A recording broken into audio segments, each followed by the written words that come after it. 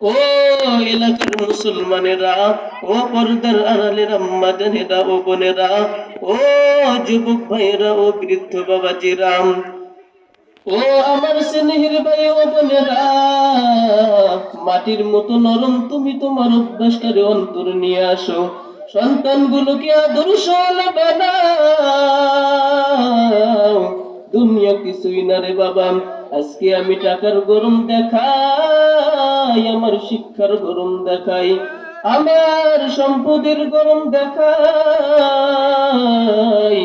আমার ক্ষমতার গরম দেখাই, এসবের ম্যাথ কত জানেননি?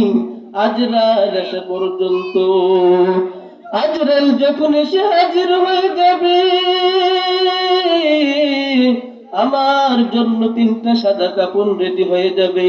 কে বক্তা, কে শ্রোতা, কে ইমাম, কে মুক্তাদি, কে ডক্টর, কে রোগী, কোনো ভেদাভেদ থাকবে না। 3টা সাদা কাপড়ের প্যাকেটে আপনিও যাবেন, আমিও। ওই প্যাকেটটা বানাইয়া যখন বাজবাগানের কবরের মধ্যে যখন রেখে সবাই যখন চলে আসবেন, ওই কবরের ফেরেশতা জিজ্ঞাসা করবে না তুমি কয় নাম্বারের নেতা, কয় টাকার মালিক, তোমার বাড়ি গাড়ি কেমন, তোমার শিক্ষা কেমন, তোমার যোগ্যতা কেমন। আমি আব্দুল আউয়ালকেও যে প্রশ্ন করবেন, আপনাকেও সেই একই প্রশ্ন করবেন।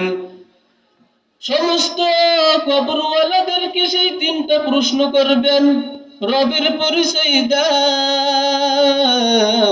ধর্মের পরিচয় দাও, রহমাতুল লিল আলামিনের পরিচয় দাও।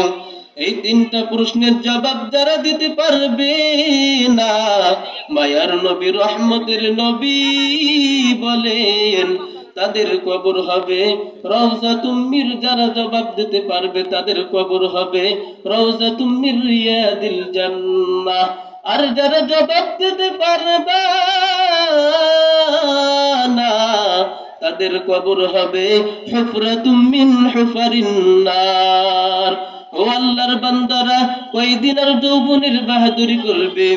ও আল্লাহর বান্দারা, আল্লাহ বলেন সব মাখলুক তোমার গোলাম বানিয়ে দিলাম, আসমানটাও তোমার গোলাম বানিয়ে দিলাম, জমিনটাও তোমার গোলাম বানিয়ে দিলাম, সূর্য তোমার গোলাম বানিয়ে দিলাম, আর পানি তোমার গোলাম বানিয়ে দিলাম, বাতাস তোমার গোলাম বানিয়ে দিলাম। কেমন গোলাম দেখছো নি? এই যে সূর্যের তাপ তোমরা ব্যবহার করো, কোনো বিল নাই।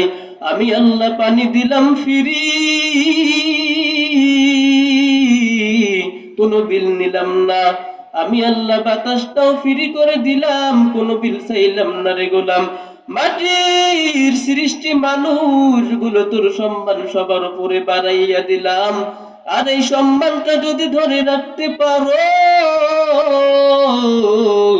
আমি আল্লাহ ওয়াদা করলাম, আমি আল্লাহ ওয়াদা করলাম তোরে দুনিয়াতেও বাদশার চেয়ারে রাখবো, তোরে পরকালেও বাদশার চেয়ার দিয়ে তোরে বিনা হিসাবে জান্নাতে দেব। আর এই বাদশাহী যদি চাও,